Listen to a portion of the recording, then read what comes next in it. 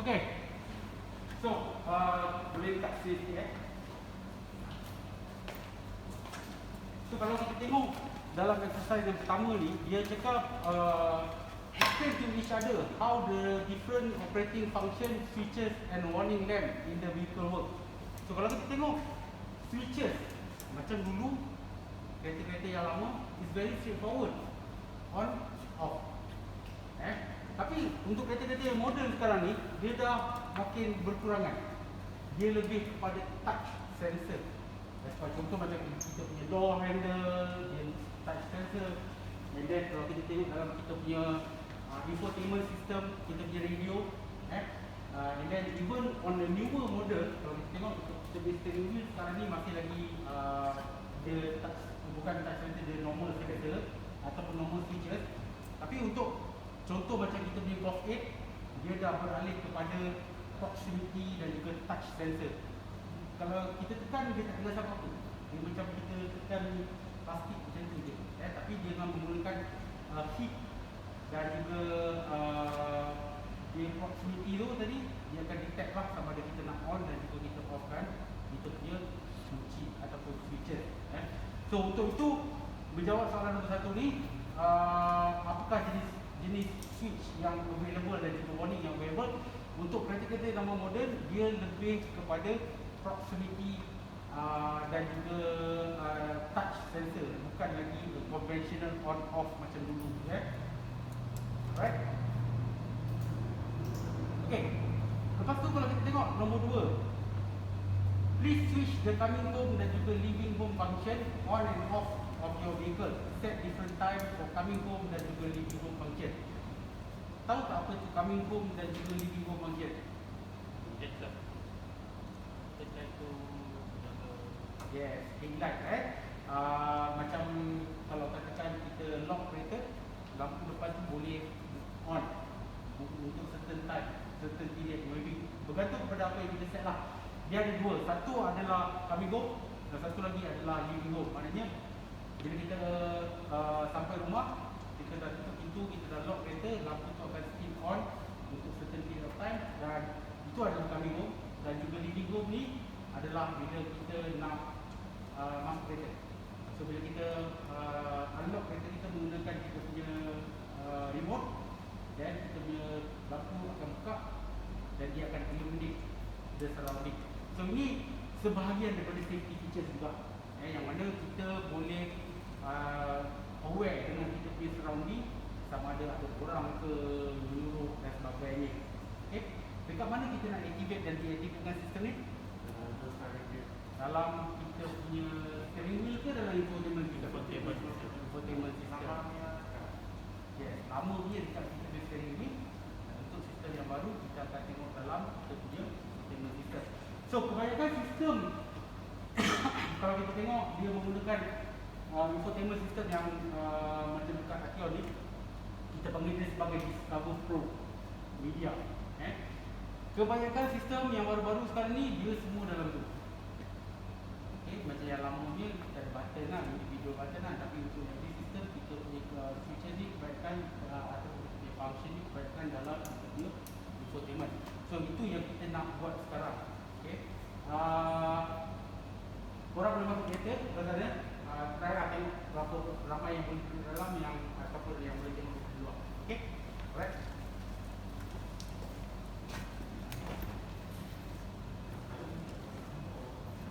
Boleh on kunci dan juga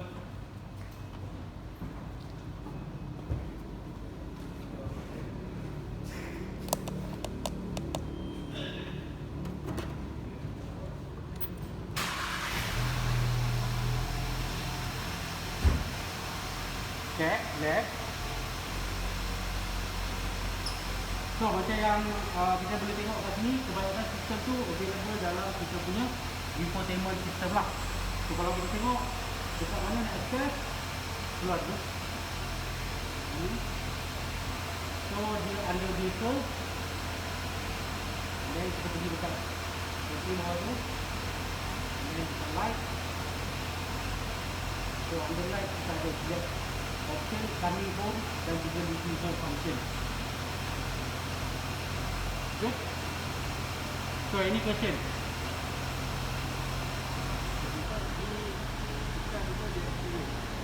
Yes, dia tekan, and then kita boleh set dia time lah.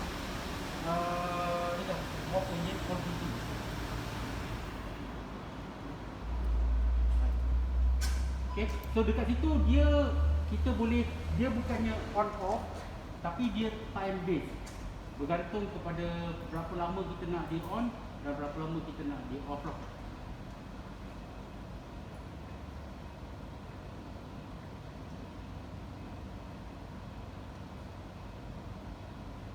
Okay.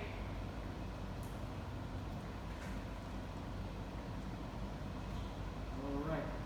So, itu adalah soalan nombor 2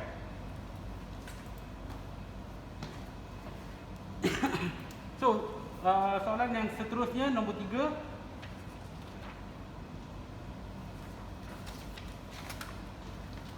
Dia cakap, if present, switch the synchronization for the front passenger exterior mirror on and off. Make a note of your approach. What is the point of this function? So, apa benda ni yang ditanya ni?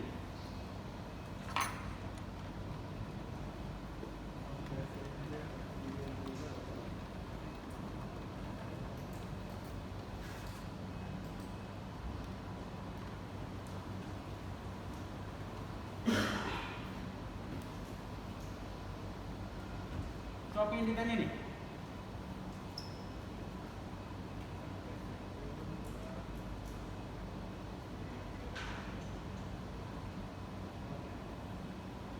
So, ini adalah untuk kita punya side mirror lah. Untuk side mirror kita ada synchronization function. Kita cuba tengok dalam sistem macam mana. So, macam saya beritahu, untuk kita mula zaman sekarang, dan kalau kita tengok di sistem audio menggunakan Discover Pro, then all these setting ada dalam ni. Just kita nak tahu kat mana ni set lah. Okay. So, sama juga macam tadi, dia punya function kat mana? Kita tengok balik. Under vehicle setting, then kita boleh set dalam ni. Okay. Ada soalan? Okay. Yes, untuk synchronize dengan mirror. Sebab kita punya side mirror ni, dia ada satu function yang mana bila kita reverse, dia akan automatically turun ke mirror.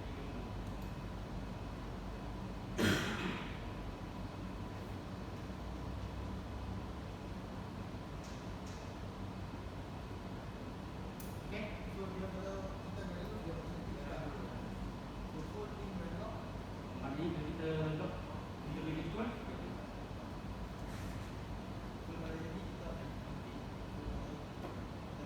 Lock, dia akan skip.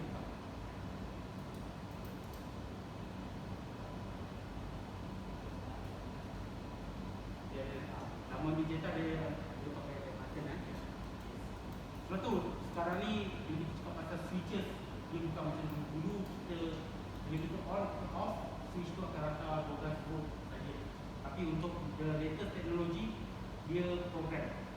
Dia more on programming rather than voltage physical. So differences perbezaan. Alright. Kejap. Satu soalan. Nombor 4. Switch the speed warning on and off again. Tahu tak speed warning? Speed warning ni dia punya function apa? Contoh macam kalau katakan kita nak set the vehicle punya maximum speed at certain. Contoh kita nak set 90 km sejam. So kita boleh masuk dalam setting tadi.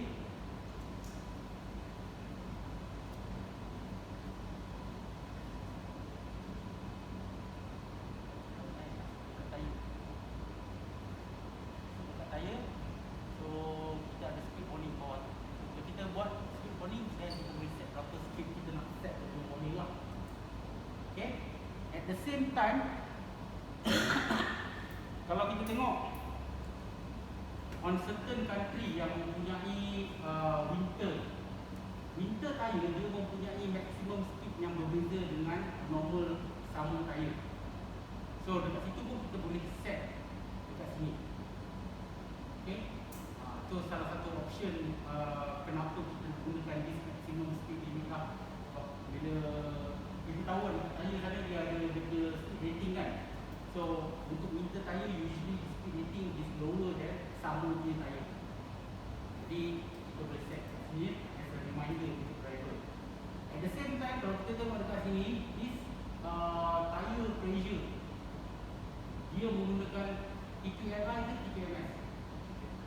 TPMS apa beza TPMI dengan TPMS? TPMI dia indikator saja. Kalau tayar tak cukup angin, dia akan bagi tahu tayar tak cukup angin. Tapi dia tak bagi tahu tayar pressure itu berapa lah. Tapi untuk TPMS dia akan monitor real life dia tayar pressure. Dan untuk TPMS dia mempunyai individual sensor dekat setiap rim. Okay? So cuma masalah dia akan timbul apabila katakan kita tukar tayar ataupun rim size. Tukar rim size yang besar dan dia tayar pressure tadi akan berbeza dengan tayar pressure yang sebelum. Jadi untuk itu kita boleh set juga dekat sini. Kalau kita tengok kat atas ni, kita ada option untuk pilih tukar rim size dan juga tayar size yang digunakan. Sebab ini tadi dia akan influence kita punya tayar pressure monitoring.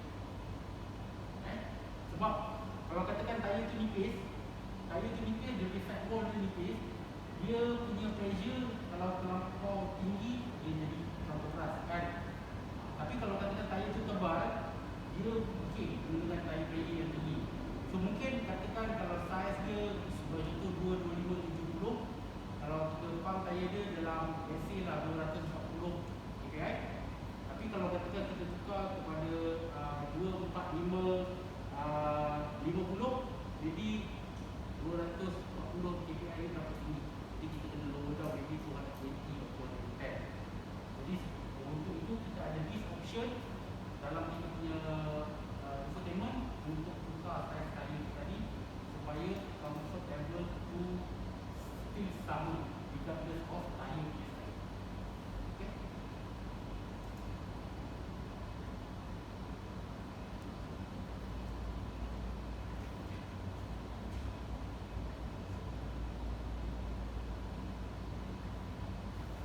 Okay. Right. Okay, satu lagi question is berkenaan dengan customer complain that his or her central locking system is not working. Okay, central locking ni dia broad sikit, dia banyak sikit benda yang kita nak touch. Yang pertama sekali dia punya setting ada dalam infotainment juga lah. Okay. Right. Masuk. Central locking. So kita ada a few option. Kalau kita tengok option yang pertama, all door. Maknanya bila kita unlock kita regulator dan juga kita lock kita regulator, empat pintu tadi dia akan lock dan juga unlock. Kemudian kita ada single door. Single door ni bila kita lock dia akan lock empat pintu lah. Tapi bila kita unlock dia akan cuma buka driver door sahaja. Okay. Dan satu lagi kita punya option adalah one side. So kalau katakan kita unlock, contoh tu bila kita pegang kita punya door handle, dia akan unlock kat both side ke mana yang kita buka. So kalau kata saya buka on driver side, dia cuma buka driver side saja. Kalau saya buka on passenger side, dia cuma akan buka passenger side saja. Sebab apa? These features dia tak nak, contohlah lady driver dia buka driver door, lepas tu orang masuk daripada passenger side. Happen pernah jadi dekat one of the customer dekat New Delhi. Okay, dia masuk pintu driver side, lepas tu apa, okay, for lady driver kalau dia masuk kereta first kali dia akan buat apa? Dia akan letak handbag plate on the passenger seat. Okay, bila dia letak on passenger seat, orang buka pintu ambil dia handbag. So that's why we have this option untuk just open one side.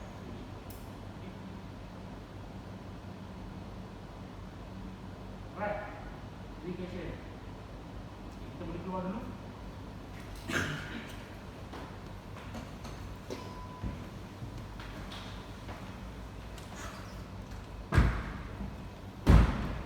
Kita pergi dekat belakang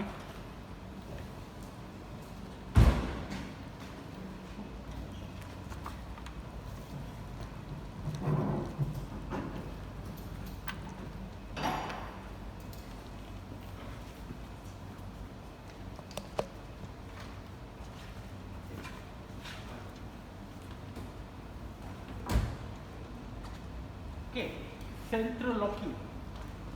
Bila kita cakap pasal central locking,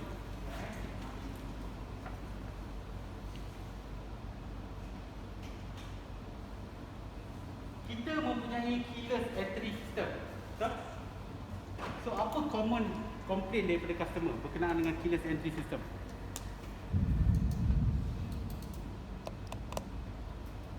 Apa yang common sekali korang tengok jumpa komplain daripada customer berkenaan dengan keyless entry? Tak sensitif. Lagi? Battery habis.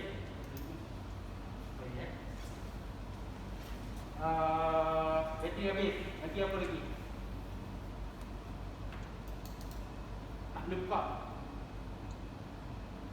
Kadang-kadang tak jalan. Tak. Sebab kalau kita tengok dalam kita punya keyless entry system yang baru sekarang ni, dia ada banyak improvement daripada the old type punya keyless entry first. The second part is customer more aware. Dia dah educated berkenaan dengan this keyless entry. So kalau kita tengok sistem keyless entry ni ada banyak isu sebelum ni yang customer operation problem. Dia tak tahu operate macam mana dengan betul. Okay. So kalau kita tengok untuk kita punya keyless entry first kali bergantung kepada apa yang kita set dalam kita punya infotainment system tadi. Single door, all door ataupun one sided. Okay. Selain daripada alarm remote, okay, kalau katakan kita touch kita punya door handle, dia juga akan buat apa yang kita set dalam tu lah. Kalau kita buka driver side, cuma driver side saja buka. Kalau kita buka passenger side, passenger side saja buka. Okay. Lepas tu bila kita operate, apa yang kita perlu tahu bergantung kepada model. Ada setengah model dia punya keyless entry sensor ada pada tempat pintu. Ada setengah model cuma ada pada driver dan juga front passenger saja. Even pada certain manufacturer dia cuma ada pada driver side saja. Sebab tu kadang-kadang customer dia ingat tempat pintu ada, tak. Bergantung kepada model. Untuk Volkswagen bergantung kepada model. Kalau kita tengok macam dekat Jetta, dekat Tiguan, dia punya sensor cuma dekat pintu depan saja. Belakang saja. Tapi untuk kita punya Arteon, kita punya Passat, dia ada pada empat pintu. Dan dekat pintu ni dia ada dua proximity sensor. Satu belah luar dan satu lagi belah dalam. So belah luar tu untuk lock, belah dalam untuk buka. Baru-baru ni saya dekat yang tadi customer komplain tak boleh jalan. Betul? Dia punya problem bila customer tu buka, dia pegang kedua-dua sensor. Bila dia pegang kedua-dua sensor, sistem tu dia tak tahu apa buat. Jadi untuk itu kita kena tahulah apa yang kita nak buat. Kalau katakan kita nak buka, then kita touch belah dalam. Kalau kita nak lock, then kita touch belah luar. Satu lagi benda yang kita perlu tahu berkenaan dengan kita punya keyless entry ni, kalau katakan kita dah lock, kita kena tunggu dalam 2 hingga 3 saat sebelum kita boleh buka balik. Kadang-kadang ialah customer tinggal phone, tinggal wallet dalam kereta, dia dah lock, baru nak ramak phone aku dalam, dia baru try buka. Tak boleh. Sistem tu akan ambil masa dalam 2 hingga 3 saat baru kita boleh buka. Sekali lagi saya tunjukkan. Saya lock. Kita kena tunggu. Baru boleh. So kenapa? Safety lah. Kadang-kadang customer dia tak tahu kereta full lock tetap. Lepas tu bila dia lock, ni nak check pintu tu dulu. So sebagai salah satu safety feature. Sebab customer ni yang macam-macam, dia kadang-kadang benda ni pun dia komplain. Tapi bila benda ni tak ada, dia komplain juga. Sebab dia cakap macam mana saya nak check itu saya dah lock ke tak. Betul. Jadi sebab tu we have this feature. We cannot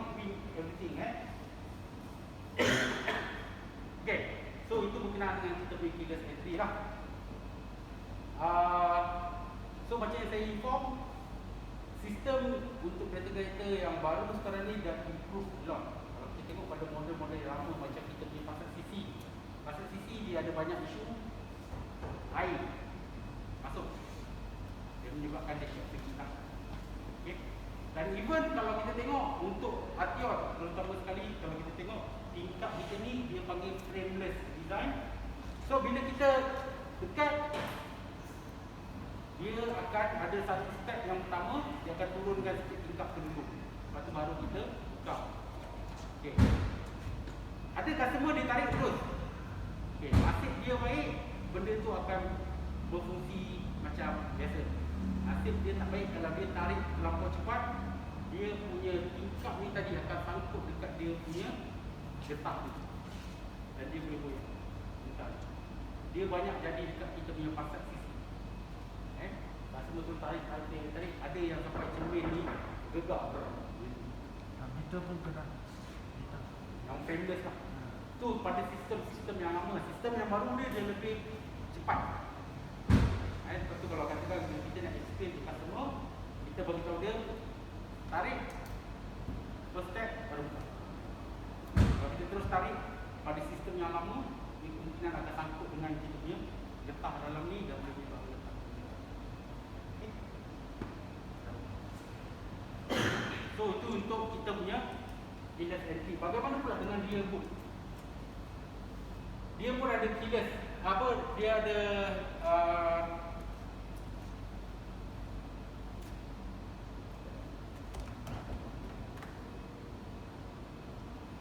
dia ada easy opening, easy open dan juga easy closing.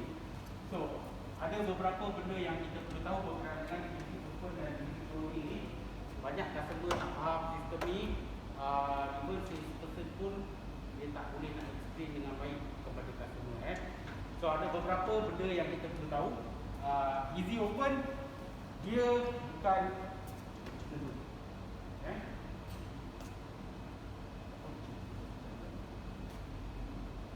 sebenarnya dia ikut kepada sensor ni. Mungkin deactivation tak on kat dalam. So untuk sistem ni kalau katakan tak jalan, first kali yang kita perlu buat, check dalam kita punya infotainment system sama ada dia activate atau tidak. Kalau dia activate, then kemungkinan sensor belakang ni dia tak function. Sebab cara dia punya pengendalian, bila kita masuk ke kaki, dia punya sensor ni tadi dia akan detect dan dia akan buka lah. Okay. Kalau katakan customer tak berapa pasti kenapa tak jalan, first kali check dalam activate kita. Kalau activate dan kita boleh tengok sensor ni, kita boleh gunakan kita punya tester untuk check dia punya activation. Okay.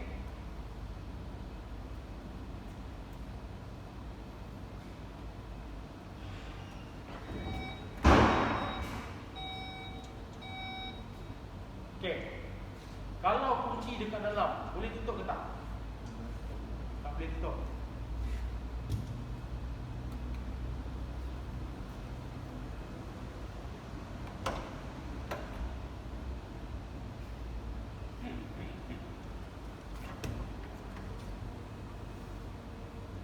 So, berhati-hati. Dia benda ni kalau ikut dalam dia punya manual, yes, correct. Kalau katakan kita buka pakai kunci ni, kunci dalam bonet, bila tutup dia akan buka balik. Okay? Tetapi ada juga dalam keadaan situasi sistem ni dia tak boleh detect kunci dengan betul. Sebab dia punya detection, dia ada satu area belakang ni. Dia punya antena lah. Ada juga situasi yang mana kalau katakan kita beli kereta, kita ada dua kunci ke. Satu kunci, katalah kunci A, kunci B. Kita buka pintu dengan kunci A, tapi kunci B dalam kereta dia masih lagi boleh. Dia bergantung kepada kunci mana yang kita buka kita punya kereta. Sebab ada jadi dekat customer. Contoh dia, situasi dia husband and wife. Husband ada satu kunci, wife ada satu kunci. Okay? Husband mungkin dia nak pergi fly ke mana-mana lah. Lepas tu wife letak handbag dalam kereta. So husband on kereta, jalan pergi airport. Lepas tu dah sampai airport, turun kereta, tutup kereta lock. So, kunci yang nombor 5 dengan wife punya kunci di dalam handbag, dalam kereta. So bila tak boleh buka, dia tanya, okay, kenapa masa person tu buat demonstration, pintu bonet tutup, dia buka balik. Tapi kenapa bila saya dalam keadaan situasi ni, bonet tak boleh tutup? Sebab dia buka kunci ni. Faham? Okay? Lepas tu kalau kita tengok dekat kita punya rear boot ni, kita ada 2 switch. So apa function kedua switch ni? Apa beza dia kedua switch? Itu dah lagi tinggi. Satu adjust tinggi, satu lagi tutup. Tak tepat. Satu tutup. Betul. So itu memang senang lah, straightforward Dan satu lagi, dia panggil sebagai easy closing. Easy closing, contoh bila saya tekan, saya kena keluar daripada dia punya range, baru dia akan start tutup. Okay, apa situasi yang kita nak gunakan this easy closing? Sebagai contoh, sekarang ni kunci dekat saya nak keluarkan barang. Okay, kita tengok easy open dengan easy closing ni, function dia sama sebenarnya. So kunci dekat saya, mungkin saya angkat barang, saya nak masuk barang tapi saya tak cukup tangan. Jadi apa yang saya buat,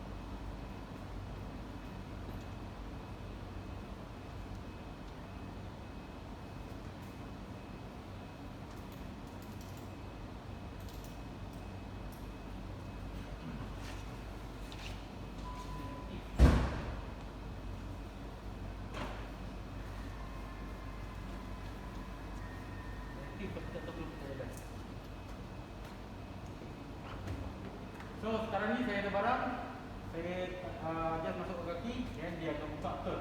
So saya letak barang dan saya tutup. That one is easy open. Bagaimana pula dengan easy closing? So untuk easy closing, katakan tadi saya dah masukkan barang tu, saya nak keluarkan barang.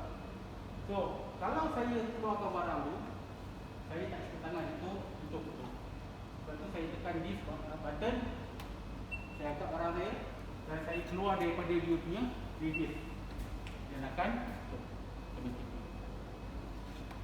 Okay. So dia ada dia punya requirement. First sekali kunci, kalau kita tengok dia punya radius kurang 1.5 meter daripada kita punya ni tadi. Okay. Kunci mesti ada dengan operator.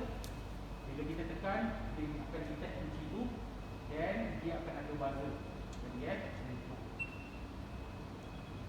So buzzer ni adalah indikator kepada operator tadi. Kalau katakan dia angkat barang tu lambat, masa tu dah dia nak balas SMS atau apa semua, bila dia dah lebih daripada time dia tadi, dia akan operate. Bila dia tutup, tak, dia akan stop function. Lagi dia ada bunyi, maknanya dia still active. Sekarang dah tak ada bunyi, maknanya dia dah deactivate. So maknanya kalau katakan saya keluar daripada dia punya radius, tak jadi. Okay, so itu adalah requirement dia. First kali kunci mesti dengan filter, dan bila kita dah activatekan switch ni, kita kena angkat barang tu dan kita kena keluar daripada dia punya sensor punya heading tadi. So contoh saya dah angkat barang saya dah tekan ni, saya dah keluar. Lupa ada barang, saya datang balik. Jadi akan saya masuk balik dalam dia punya. Tak benda-benda macam ni customer akan komplain. Kenapa buka balik dah macam ni? Okay.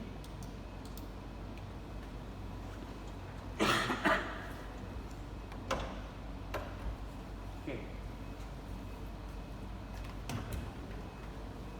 Kunci tadi.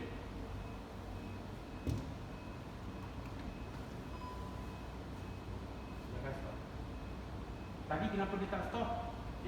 Sebab pintu tak. Okay. So pintu lock baru dia akan stop. Okay. Sekejap.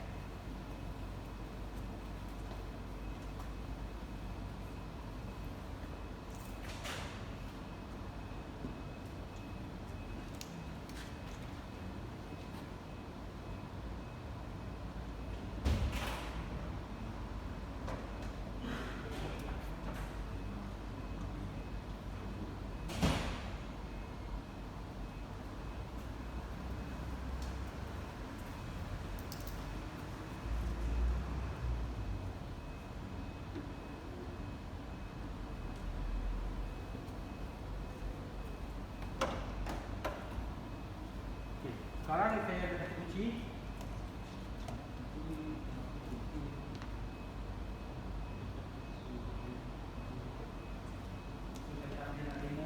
Tapi macam yang saya beritahu tadi, kalau katakan saya buka dengan kunci ni, tapi saya tinggalkan kunci lagi satu dalam tu, then dia akan tutup.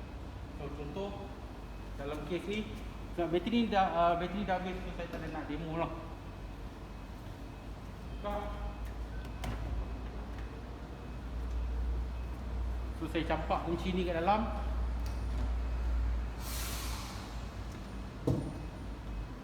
Betul lah. Sebab kunci satu dah habis bateri. Dan satu lagi sebab kita buka pakai kunci ni. Okay. So ingat boleh tutup. Kalau dia punya requirement tak fulfill, then kita punya rear boot tadi boleh tutup. Regardless ada kunci ke tak ada kunci. So customer kalau dia cakap, macam mana kereta saya boleh tutup lah? Kunci dalam kereta tu pun boleh tutup. Sebab buka pakai kunci lain, kunci yang lagi satu tinggal. Okay.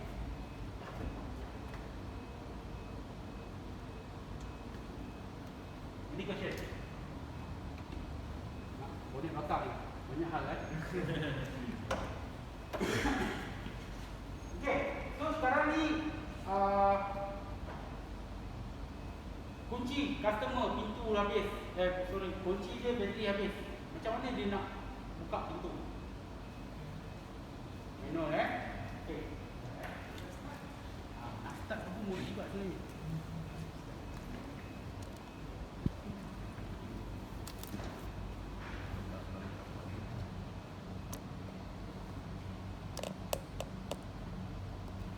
Okay. Sekarang ni kunci ni bateri dia habis. So macam mana saya nak buka? Okay, first kali boleh dekat sikit First kali kita punya key lah dekat dalam ni. Okay. Dan this key tadi kita boleh cucuk dekat lubang bawah ni. Bawah ni memang ada satu lubang, dia cun-cun masuk kunci ni.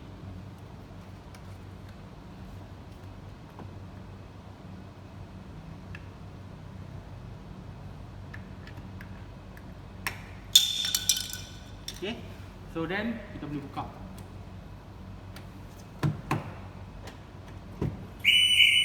Okay. So sekarang bila buka alarm bunyi, ambil kunci,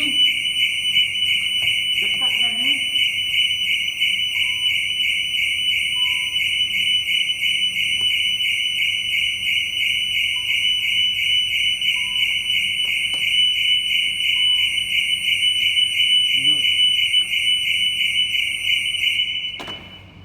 Ini Nampak bateri. Ha? Ini ke itu? Tak. Dia yang ambil bateri tadi, Yeah. dia sepatutnya kita lekat dekat sini. Dekat sini ada lambang kunci. And then kita on kunci. Kunci ni dah on dah. Kita tak tahu kenapa kunci ni mesti ada problem. Tapi macam yang saya cakap tadi, patutnya bila kita buka alarm bunyi, kita dekatkan kita punya kunci ni dekat this area, ada lambang kunci ni. Then dia akan boleh on. Dan bila dah on, regardless kalau sudah ada bateri tak ada bateri. Nak try?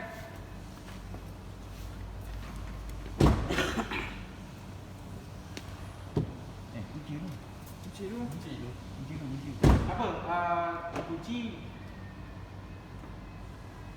Menu.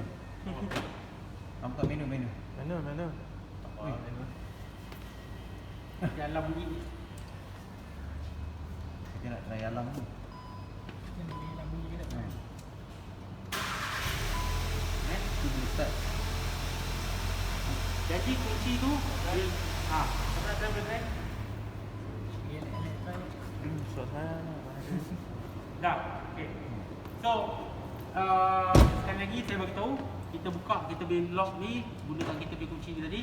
Bila kita dah buka kita punya kunci tadi, kunci ni memang ada problem ni. Tunggu call kita kunci. Okey, tak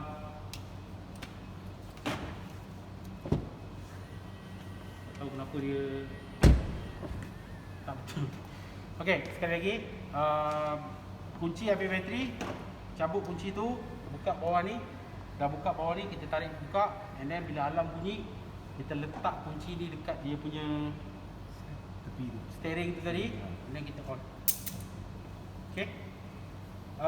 Tapi bukan semua model sama. Ada model yang kunci ni kena letak dekat center console. Kita kena cari lambang kunci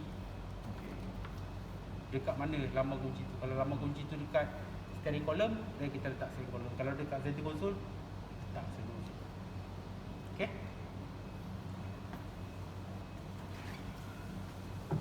Tak tahu kenapa sistem ni ada isu. Ini pun dah.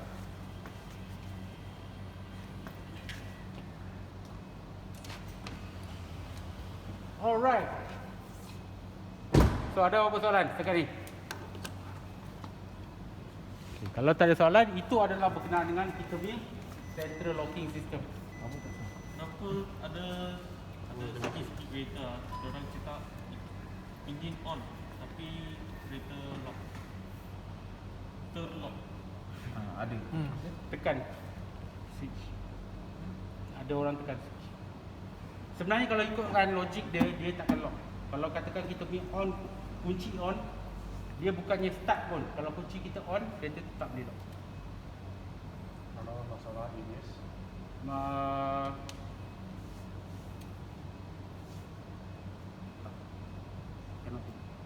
Except only one possibility lah. Sebab kita ada satu setting yang mana 15 km per hour tu. 15 km per hour dia akan automatically lock pintu kan. So kalau katakan one of the speed sensor problem, dia detect ada 15 km sejam, then dia boleh lock. Tapi very difficult, very hard untuk jadi. Other than that, memang kalau katakan kita punya kunci on, memang dia tak boleh lock. Ada customer tu dia tertinggal kat dalam. Betul dia terlock. Dia kat terlock. Call saya. Dia cakap ada kunci kedua kan. Dia panik. Okay, dia macam sekarang saya dah lock kan. Kalau kita tak buka pintu ni, dia akan lock balik.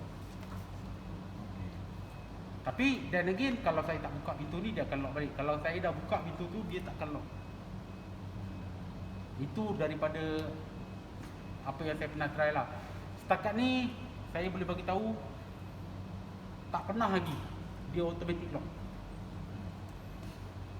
Saya try lah. Tapi dan again, bila kita cakap pasal elektronik, dia susah nak betul-betul confirm. So bukan nak cakap tak ada possibilities, ada possibilities, tapi setakat ni saya tak pernah kena lagi. Saya tak pernah experience.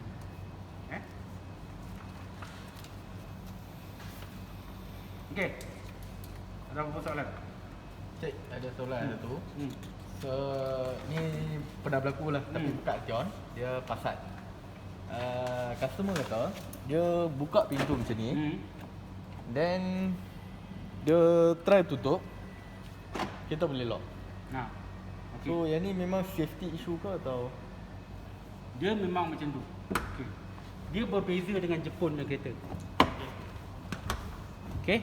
Untuk Japanese car, Kalau pintu buka, kita tak boleh lock. Betul.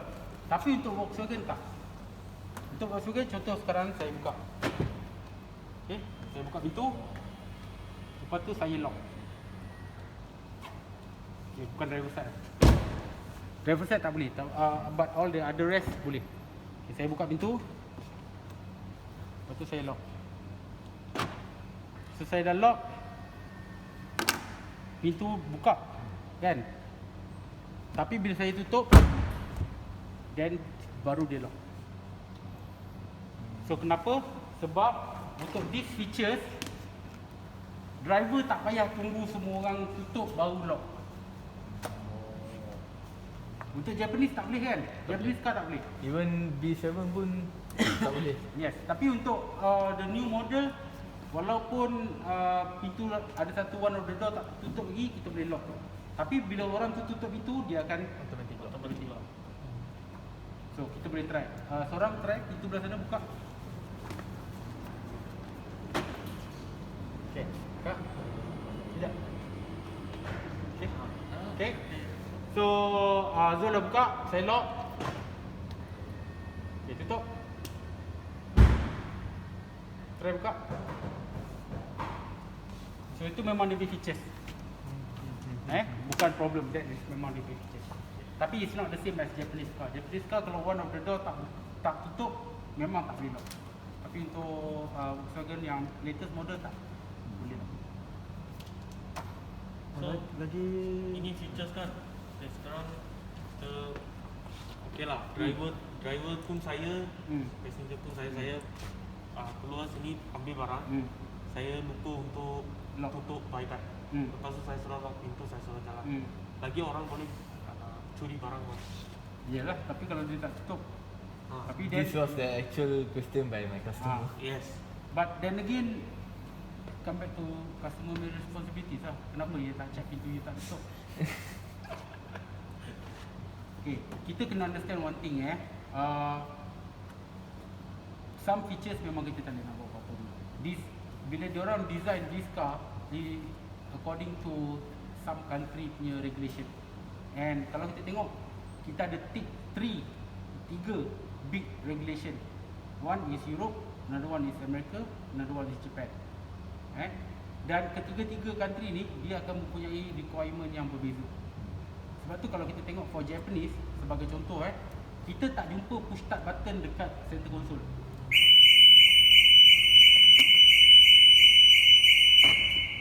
Kita takkan jumpa Japanese car push start button dia dekat center console. Tapi untuk European dia dekat center console. Customer complain. Oi, macam kenapa saya punya push start button dekat center console? Kan, it's dangerous kalau anak saya main. Saya tengah drive, anak saya main ataupun saya punya handbrake. Kan, saya tengah drive, tiba-tiba anak saya tarik. So it's very dangerous sebab handbrake tu kalau kita drive, kalau kita tarik, memanglah kalau laju dia tak brake, tapi dia akan brake bila kita slow down. Okay, kenapa macam tu? It come back to the regulation. Untuk Europe, budak below 12 dia kena duduk child seat. Okay? Below? Below 12 Below 12. dia kena duduk child seat. Lepas tu dia ada certain height, kena duduk booster seat. And for child seat and booster seat, dia tak boleh dekat seat depan. Dia kena seat belakang. Okay. So it come back to the requirement. Kenapa anak kau duduk depan? Okay. Anak dia tengok Mac. Anak dia tengok Win. Ada bukan cakap duduk depan ni, duduk bangku ada. Kan? So that's why some certain feature tu is regulation of that region. Memang kita tak nak buat apa lah. Japanese dia punya requirement different. Dia cakap kalau pintu tak dapat, tak boleh lock. Tapi kalau untuk Europe, boleh tutup, boleh lock. Sebab it's a convenient features. That's why kita tak boleh nak win everything. Even kalau kita tengok untuk America pun dia ada requirement yang berbeza. That's why very difficult. Tapi cik, kalau budak-budak duduk dekat belakang still dia kalau bubuk auto child lock pun dari dalam kita still boleh buka kan? Tak, child lock Child lock tak boleh. Tak boleh. Child lock memang kita tak boleh. Sebab tu child lock cuma ada kat pintu belakang, dia tak ada kat pintu depan. come back to the requirement. Sebab tu kalau kita tengok seat depan, kita tengok kita punya top tether, kita punya isofix, semua kat seat belakang. Mana ada seat depan? Part of requirement. So come back to the regulation, macam itu is required by certain region, macam tu dia punya features, then kita ada di that features. Sebab saya tanya juga, saya pernah tanya yang pasal this push start button dengan handbrake. Saya tanya kenapa dia orang letak kat tengah, because kids will play with all this kan. Macam okay, first of all the requirement is memang budak kena duduk belakang, sebab dia ada child seat. And kalau budak tu dah lebih daripada 12 tahun, dia dah boleh fikir. Dia dah boleh fikir untuk tak buat benda ni. So that is diorang punya argument. Okay. Okay, pasal handbrake tu kan, apa speed yang menyebabkan dia akan lock? Kalau macam high speed kita tak ada tak lock. Kawan saya pernah tertekan. So dia minta technician lah. Itu video game. Nak try kan? Nak try kan? Tengok dia lock ke tak? Dia accidentally ke apa macam tu. Lepas tu masa yang seorang ni masa teknik tengah bawa lah. Weh, apa kau buat? Dia bunyi warning tau. Dek kan. Tapi I nak tahu bila itu masa tengah high speed lah, tengah laju kan. Bila low speed at what speed dia akan tangkap yang lock. Exactly saya tak tahu. Honestly saya tak tahu exact speed dia berapa dia akan start tangkap. Tapi apa information, sebab saya pun tak pernah try, saya tak pernah drive tarik handbrake. Tapi apa yang saya tahu bila dia low speed berapa tak sure. Dia tak sure 50 ke 60 ke. Lupa try. Ingat you pernah try, maybe you boleh beritahu. Kita mau pergi try. Oh. Mau pergi try. Mau try. Tapi yes, dia punya electronic parking brake ni tadi, bila low speed, bila tarik dia akan lock. Dia bukannya bila berhenti baru dia lock. Kita punya full function for that. Tapi untuk kita punya parking brake, I don't know the requirement. Maybe as a safety, kalau katakan kita ada brake failure, kita still ada handbrake untuk stop. Maybe. Okay?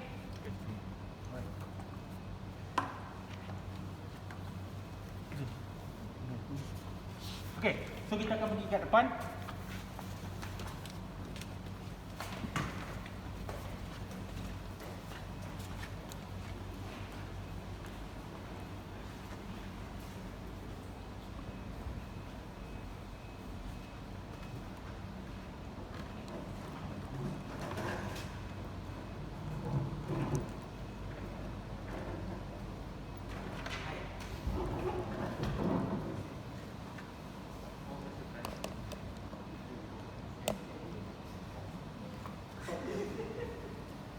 Okay, for next topic ni, kita nak tengok kita punya vehicle reception checklist. Okay, first kali apa yang saya nak beritahu kat sini, ini adalah global punya checklist. Tak sama dengan apa yang korang guna kat shop. Okay. Tapi anyhow, concept wise dia sama.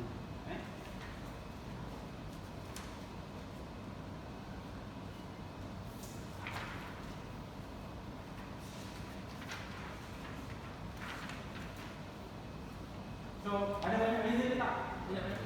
Tak banyak beza Cuma ada perbezaan lah. Macam saya beritahu tadi, ini adalah global punya vehicle reception checklist ataupun untuk punya layout reception checklist So, customer information is more or less the same. Vehicle information is normal. And then kita ada planning. Planning is kita punya kereta tu bila masuk, siapa sebagai advisor, bila dia nak collect, all that. Okay. And then kalau kita tengok basic vehicle inspection. Okay. For interior, apa yang kita akan check? Kita akan check kita punya lighting dan kita akan check for warning lamp and display message. So untuk warning lamp and display message, dia nak tengoklah kalau katakan ada sebarang fault dalam kereta tu. Untuk model-model lama, baiknya kita boleh tengok dekat kita punya instrument cluster. Tapi untuk model-model yang baru, dia dalam kita punya infotainment system ataupun radio. Okay. So that one is very straightforward lah. Kemudian exterior, iaitu kita punya body, and then kita akan tengok lighting front and rear, turn signal, brake dan juga kita punya reverse light. Okay, and then kita akan check kita punya windscreen dan juga window front and rear kalau ada. And then kita akan check kita punya tayar. So berkenaan dengan tayar,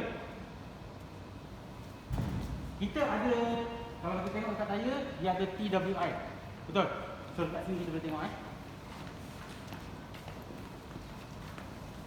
ni. Sini ada TWI. So TWI ni apa? Driver wear indicator. Tire wear indicator. Tire wear indicator ni kalau kita tengok dekat TWI ni, saya akan pusing sini.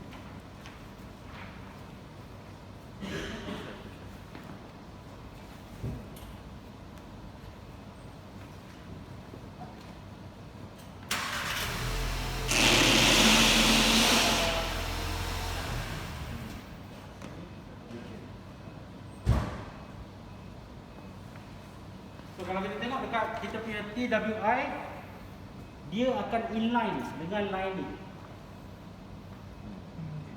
So ini adalah tire wear indicator tadilah.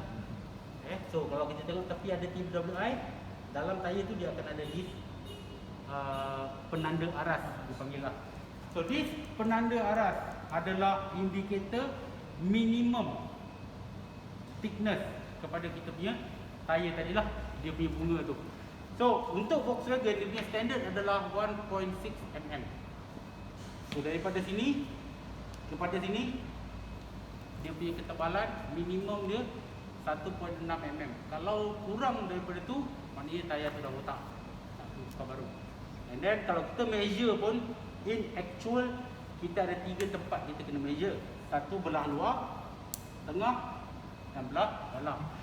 Sebab tayar kita dia punya wear, dia boleh wear dekat 3 bahagian, bergantung kepada kita punya alignment. Okay? Kalau kata Sini dengan ini. yes, katakan kalau dia punya camber negatif, dia akan wear dekat belah dalam. Kalau camber dia positif, dia akan wear dekat luar. Okay? Selain daripada tu, kalau katakan tire pressure kita terlampau tinggi, dia akan botak dekat tengah. Kalau tire pressure kita too low, dia akan botak dekat luar. Okay? Dalam masa yang sama, dia ada a few indication lah. Kalau katakan toe in dan toe out kita lari, kita akan nampak dekat sini dia wavy. So, itu indication on tire wear. Okay? Alright. Kemudian kita akan check kita punya brake dan juga brake pad. So untuk brake dan juga brake pad kita ada special tool lah. Tahu special tool dia?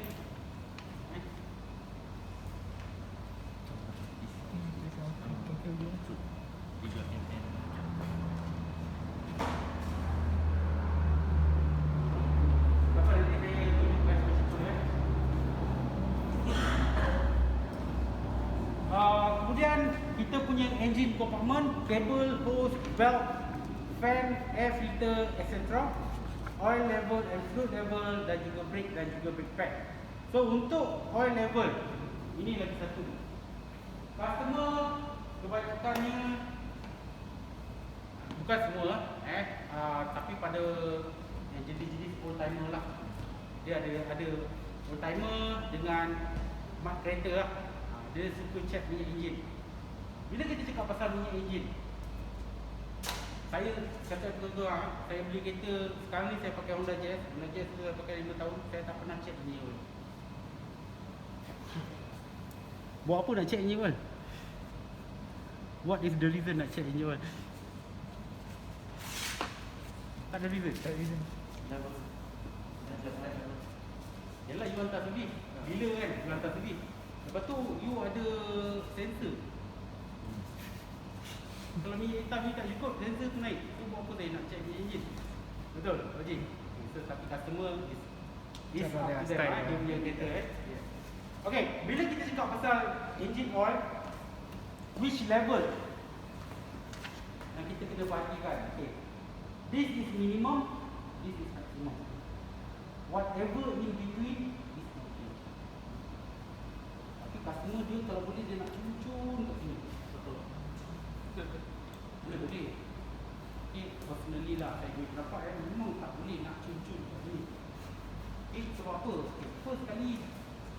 oil ni dia bergantung kepada banyak kriteria. First sekali, enjin panas, enjin sejuk, kereta flat ataupun tidak.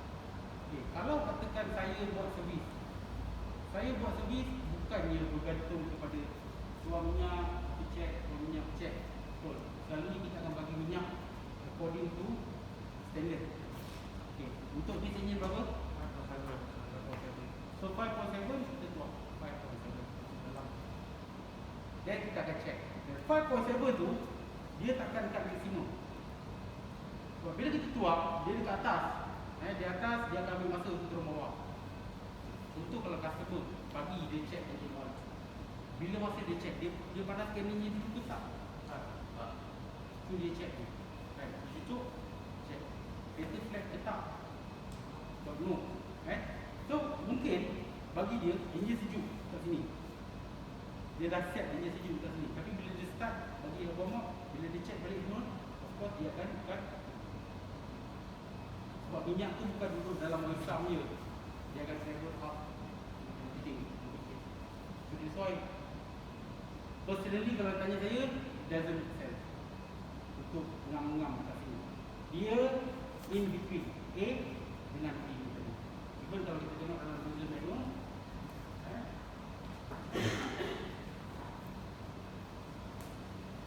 dia ada bagi tahu dalam user manual ni is the best tool yang customer ada, tapi tak kenal buka. Tak kenal. I think macam mana nak gunakan user manual. Yang paling senang, first sekali jangan buka dekat tempat. Buka dekat bahagian belakang. So belakang ni dia ada glossary. So saya nak cari apa? Engine oil. So saya buka belakang, saya cari E. Engine oil. So dekat sini ujung ni dia ada bagi tahu page nombor berapa. So tak payah saya buka copy cari So engine oil checking 293. Saya buka 293.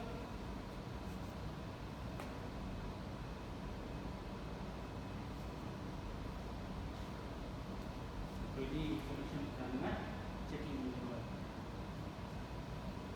Kalau katakan customer, okay, kita beli minyak tadi dia dah sampai bawah ni. Maknanya dalam kereta tu minyak engine dah habis ke? Tak. Dia ada tu bukan. Selalunya daripada this area top ni sampai dekat sini, dia beli minyak kurang sebanyak 1 liter. So this ada 5.7 liter. So, maknanya kalau dia sampai kat sini ada 4.7 liter. Okay. Sorry. Dan kalau kita tengok daripada segi kelebihan dan keburukan, kalau katakan engine oil tak cukup, dia punya keburukan apa? No power. Very sensitive. I'm not saying it can happen, but very sensitive. Can happen, it can happen. Okay. Tapi kalau kita tengok kalau minyak tu lebih, dia ada banyak disadvantage. Engine berat is one thing. Nombor 2, you akan dapat engine oil tadi tendang naik ke atas. Okay, that is memang dia design. Sebab kalau kita tengok pernah dengar blow by. Blow by ni berlaku bila kita punya piston compress. Kan sebelum dia terbakar tu dia akan compress. So bila dia compress tu, compression tadi dia akan leak turun bawah. Okay, dia akan leak turun bawah. Kemudian dia akan masuk dalam kita punya crankcase. Ini akan menyebabkan crankcase kita akan ada pressure. So this pressure dia kena release tau. Kalau dia tak release, then pressure ni tadi akan pergi dekat kita punya crankshaft oil seal, pergi dekat kita punya oil sump cover, dan dia akan leak dekat situ. So dia kena release that pressure. So bila dia release that pressure, dia akan naik ke atas.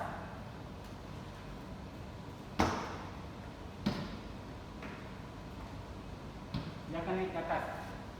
So bila dia naik ke atas, dia akan pergi ke this komponen oil separator. So oil separator ni function dia tadi, dia akan separatekan kita punya oil dengan kita punya udara. So oil tadi dia akan turun bawah, dia akan masuk dalam silinder kita. sebab atas engine tu memang dia ada ruang lah, bawah konsentrator ni. And then dia punya udara yang dia dah separate tadi, dia akan masuk dalam kita punya intake manifold. Okay. Kalau engine oil lebih, apa yang berlaku? Separator kita ni dia tak boleh nak tapis udara dengan minyak tadi dengan baik, dan ini menyebabkan minyak masuk dalam kita punya intake manifold. Lepas tu intake manifold basah. Okay. So apa yang jadi dekat minyak yang masuk ke intake manifold ni? Dia akan jadi carbon. And to make things worse, untuk direct injection system, kita punya injector akan tembak masuk dalam kita punya silinder, bukan dalam kita punya intake manifold. So there is no system yang akan cuci engine oil ni tadi. Bila engine oil ni lama-lama tadi dia akan jadi kerak dan dia akan jadi carbon. Sebab tu direct injection system dia ada that issue dengan warna plastik carbon. So mana datang carbon? Engine oil. Mana datang engine oil? Minyak carbon. Macam saya explain dalam kelas tadi, everything is related. Just logically. Kenapa dia tak jadi dekat peluh? Carbon. Bukan masalah tubuh. Masalah dia untuk peluh, dia manifold injection system. So bila dia tembak petrol tu, dia tembak dalam manifold. So that petrol tadi dia akan cuci engine oil tu, masuk balik dalam kita punya silinder, dia akan bakar. For this new engine, kita ada both injection system. Kita ada direct injection system dan juga kita ada kita punya manifold injection system. Untuk this new engine Arteon, kita punya Glock 8, dia ada 8 injection. So 4 untuk direct injection dan 4 lagi untuk manifold injection. So in low speed, dia akan jalan manifold injection. Bila high speed, dia akan ada direct injection, dia akan pergi ke kita punya direct injection. So itu salah satu kekurangan ataupun masalah yang akan timbul bila kita mempunyai engine oil yang terlebih. Kita akan ada carbon dalam engine manifold. Okay. Satu lagi, disebabkan oleh minyak lebih tadi, dia akan leak. Dia akan leak dekat kita punya pressure isi depan, pressure isi belakang, kita punya pressure. So lebih baik minyak itu kurang daripada lebih baik. Dan macam yang saya beritahu tadi, jangan takut. Kalau katakan minyak tu dah turun bawah daripada sini, kita punya lampu tadi untuk oil. Saya tak faham, kenapa orang tak boleh ini. Ini macam mic oil. Ini something yang nice lah. Ini something expensive. Nice, tak pakai. Sebab apa? Sebab saya beli kuali 400-500 ringgit, letak dalam baki. Kenapa tak pakai? Sayang. Okay. Ini soal dia, orang macam tu kita tak nak cakap apa. So, back to here, engine oil, macam saya bantu tadi, lebih baik kurang daripada terlebih. Dan untuk Volkswagen punya sistem, macam yang kita tahu, kalau tengok sini, kita tengah which is nice lah. Seperti mana yang korang tahu, kita punya engine banyak customer complain oil consumption. Engine oil consumption. Maknanya minyak hitam kurang. Tak sampai 10,000 minyak hitam dah kurang banyak. Dia ada beberapa reason lah kenapa. Okay, first kali, back to kita punya blow-by system tadi. So blow-by system tadi, kita tengok kita punya engine is a very high compression engine. High compression engine, dia akan menyebabkan banyak blow-by di bawah, dan dalam masa yang sama dia akan banyak pressure naik atas, masuk dalam kita punya oil separator, dan sub oil masuk dalam ni. That is one of the reason. Second reason is of course turbo charger. Dekat kita punya turbo charger tu, dia ada lubrication. Dia kena ada lubrication. So dekat situ pun akan ada engine oil yang bakar. Okay. Sebab tu kalau kita back to kita punya user manual, dia ada bagi tahu pasal oil consumption. Okay. So So, siapa tahu berapa consumption dia? Berapa is the allowed oil consumption? 0.05 for every 1,000 km. So kalau kita tengok sini dia beritahu engine oil consumption depending on how you drive and the condition of the car is used. Engine oil consumption can be up to 1 liter for every 2,000 km. So 0.5 liter every 1,000 km. So katakan ni tadi berapa? 5.7 liter. 5 liter dia akan hilang dalam masa ini 15 minit. Basic matematik pun dia dah bagi tahu minyak akan cukup 50,000 and it's still considered long, but depend on customer. Balik kepada customer. Kalau customer jenis anti pergi pasar balik pasar 15,000 okay? Tapi kalau dia masuk kereta, first thing lepas on kereta engine start engine masuk tiup full throttle, nanti jalan puk 10,000 habis. Okay? So balik sama je. Jadi this concept kalau kita tengok kancil, siapa yang berpeluang untuk bawa kancil kancil 660 kalau you override ini kecil high RPM buka dia punya tape manifold, kita punya air filter tu dia pasang dulu sebab minyak sedang ke atas. Tapi kalau kau bawa macam macam-macam di pasar boleh sama juga. Okay? So engine oil, any question? Okay. So itu engine oil. Bagaimana pula dengan kita punya brake fluid? Macam mana pula dengan kita punya coolant? So untuk coolant, saya rasa semua orang pun buat kita ada diserobong ada ni. Okay. So this kita boleh guna untuk beberapa item. Kita boleh check kita punya coolant, kita boleh check kita punya AdBlue. AdBlue tahu brand mana? So AdBlue ni additive untuk diesel engine. Okay.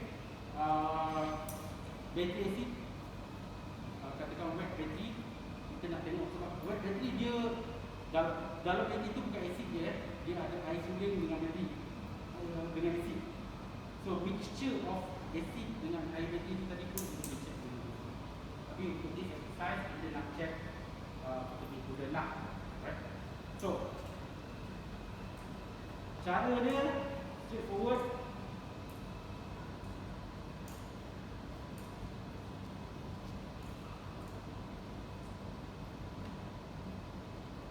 So pakai this ni kita akan bikin sekarang ni kita akan so bila kita teropong tengok dekat lampu lah. Kalau dekat luar kita tengok pada matahari, kalau ada shade dan kita tengok pada lampu.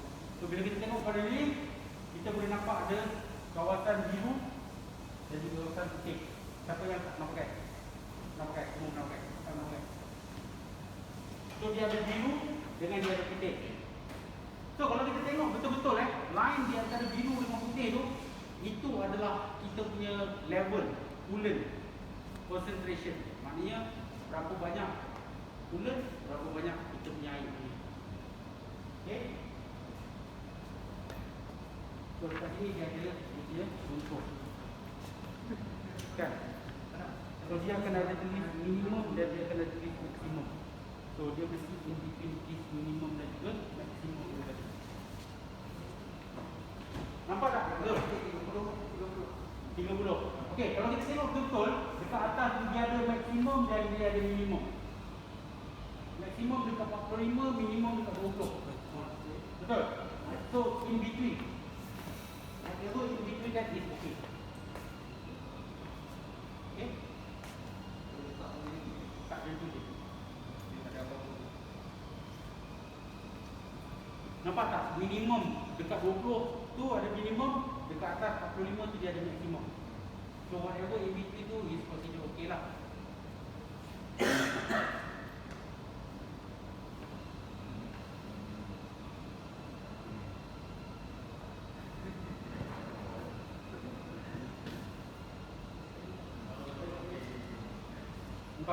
Minimum dengan maksimum tu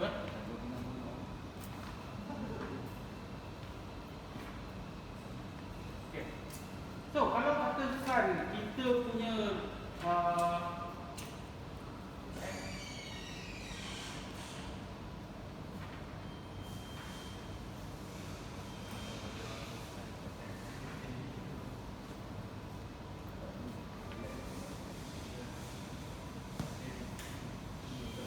katakanlah kita punya coolant dah dilute, dah kurang, dan kita akan nampak macam dia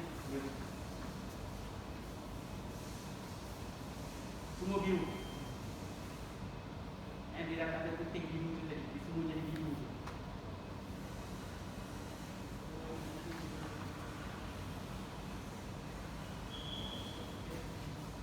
So itu bukan campur air campur dengan gula.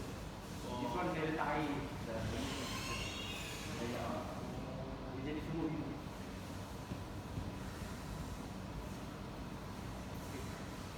So this is a way macam mana kita nak convince dengan customer lah. Okay. Bila kita touch a bit about coolant ni zaman sekarang dia bukan untuk menyejukkan enjin.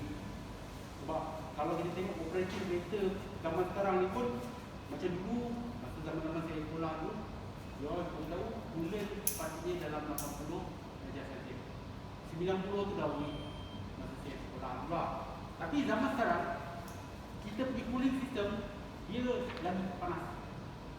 Dia boleh katakan 90 hingga 100 darjah Celsius. So, coolant zaman sekarang dia bukan untuk menyejukkan enjin sahaja. Dia punya property lebih kepada anti-freeze, mengelakkan air itu daripada beku untuk negara-negara. Kalau katakan kita tengok coolant kita ni, kalau temperature bawah daripada 0 Celsius, air itu boleh beku kan. So coolant ni tadi mengelakkan air itu daripada beku. Okay. Kemudian kita ada satu lagi property, anti-rust, mengelakkan daripada karat. Dan juga untuk kereta-kereta zaman sekarang, terutama sekali Volkswagen, lubricant. Kita punya water pump zaman sekarang ni, dia ada banyak seal dalam tu. Jadi this coolant adalah untuk lubricate kita punya water pump. Kita punya bearing, kita punya seal dan sebagainya. So it's not berkenaan dengan menyejukkan enjin, tapi it's more on bagaimana untuk protect daripada rust dan juga lubricate kita punya enjin. Okay. So this tool benda simple, tak air, tunjuk kat customer, bila dia tengok senang only daripada kita cakap. Kadang-kadang dia tengok kalau air merah apa ni, macam mana kau cakap coolant dah tak ada. Coolant akan dilute dia akan hilang dia punya property throughout time. Sebab tu kalau kita tengok dalam kita punya maintenance, coolant kita kena tukar every berapa? 2 years. 2 years. Okay, jadi 2 years kalau ada coolant. Dan banyak sangat coolant pun tak boleh, kurang sangat pun tak boleh. Dia punya mixture 60-40, 40% coolant, 60% air. Itu dia mixture. Mana kata kereta dia guna 5 liter, so 4 liter, 2 liter dia pakai coolant, 5 liter dia guna air. Dan air dia pun bukannya air pipe dia guna air. Okay. Boleh macam ni? That is coolant lah.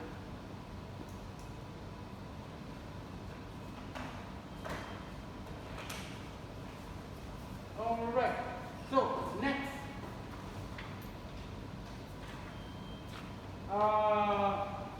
brake dan juga brake pad. So itu straightforward lah, kita nak check brake dan juga kita punya brake pad. Kita ada kita punya tool. Saya dah letak macam ni.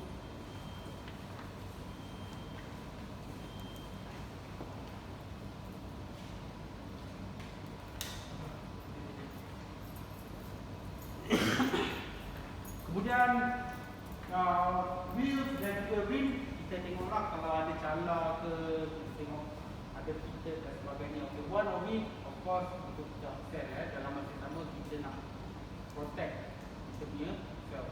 Customer nanti dia cakap orang calakan dia ni. So this is the point that you have to be very careful. Substructure, check cover plate, damage dan secure speed, steering, shock absorber, leak dan juga exhaust system. So of course tengok karat, tengok leaking sebagainya. Okay. Dan mobile online service. Okay, untuk Malaysia, this mobile online service kebanyakan memang kita tak ada. Macam Skynet, BW Connect, BW Connect Data pula, preferred address macam specified. So ini semua sistem We Connect. Kita tak ada sistem yet. Mungkin untuk yang akan datang, untuk kita ni EV dan kita boleh nampak all this sama kita. Okay. Any questions so far? Dah. Clear?